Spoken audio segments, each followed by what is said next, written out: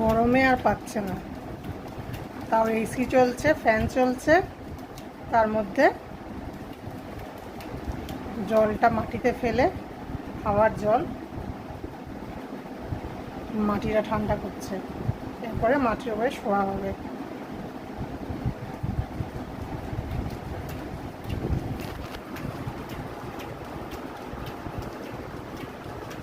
আর তুমি কি এসব করেই যাবে? এসি তো চলছে, তারপরে আবার জলে ভেজানোর দরকার কি? ফ্লোরটা এমনি ঠান্ডা হয়ে যাবে।